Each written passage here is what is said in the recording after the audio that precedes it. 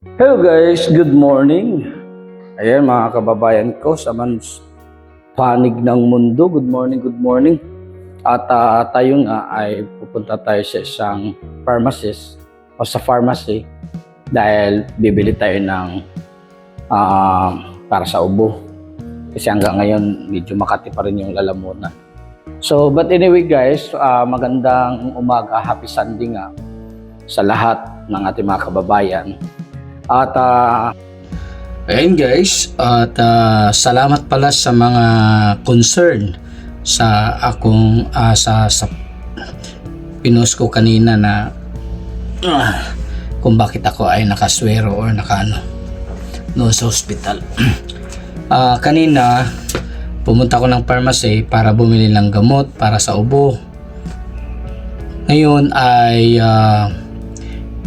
sabi ng nandoon, magpa-check up ka na lang sir sa taas, kasi tinanong niya ko kung ilang days na yung aking ubo.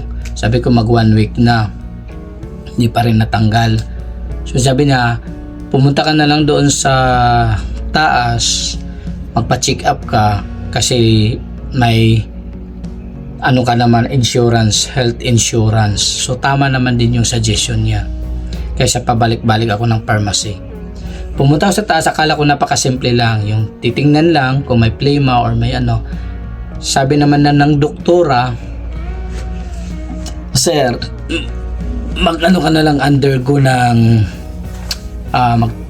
mag-ano ng dugo kung may, para malaman natin kung may bakterya, at yung sore throat mo, magpaano na lang tayo, yung pausok, at saka yung i-inject na lang natin sa ano mo, sa likod yo or sa puwit.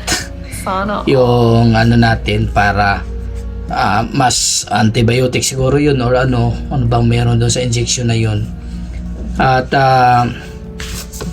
para hindi ka mahirapan matulog. So yun, nagpa-inject ako ganon, duman ako sa ano. So inintay ko muna tong resulta. Meron nga siyang resulta na mataas ang dalawa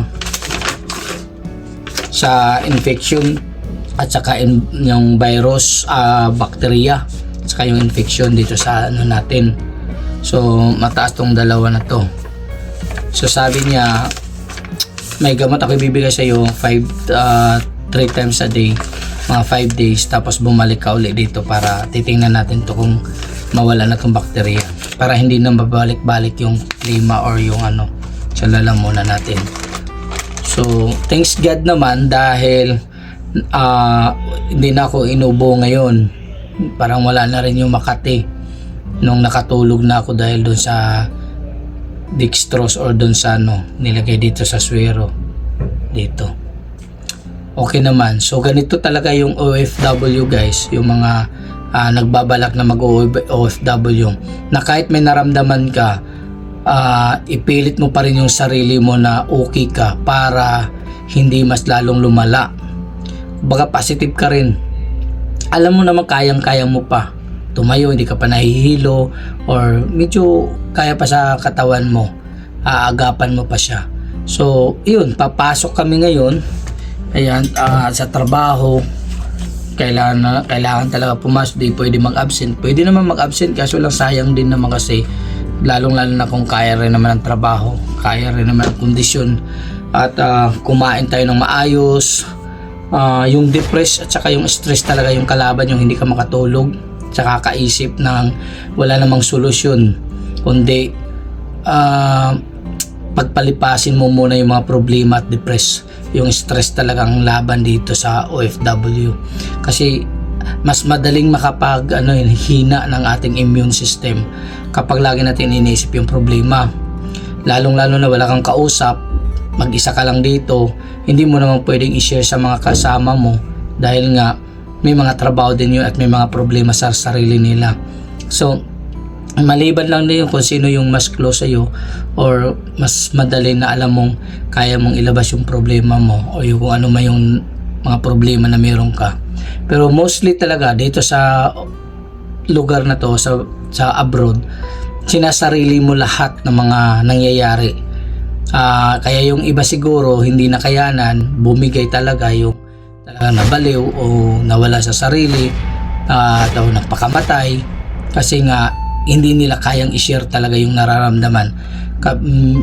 Maybe meron na siyang karanasan na nag-share siya tapos mas lalo siyang napahamak, o nag-share siya mas lalo siyang pinagtatawanan, o nag-share siya napahiya pa siya doon sa sinishare niya ng problema niya. Pinagtatawanan siya kasi malit na bagay lang yan yung para sa inyo, para sa mga nanonood, para sa mga sinapagsabihan mo, malit na bagay, pero sa iyo malaking kaginhawaan na na-share mo yung mga problema mo, yung nasa isip mo na ilabas mo. Kasi number 1 talaga ang kalaban yan, ma-depressed ka or ang stress.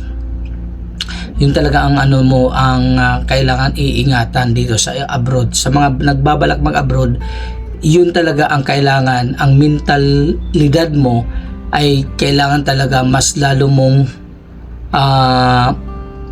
mong pagtibayin, lalong sa panalangin, na hindi ka basta-basta lang matitinag doon sa mga problema na pagdadaan mo. Kasi wala talagang solusyon, lalong-lalo na kapag malayo ka, kung ang problema ay nasa Pilipinas.